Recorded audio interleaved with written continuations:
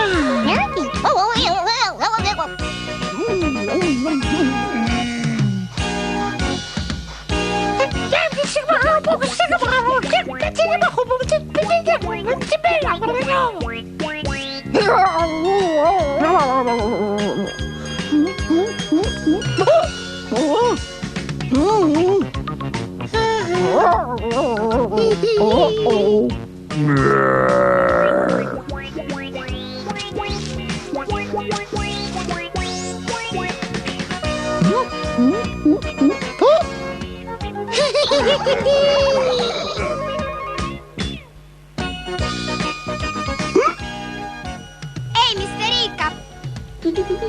Ma perché non provi a farti passare il singhiozzo?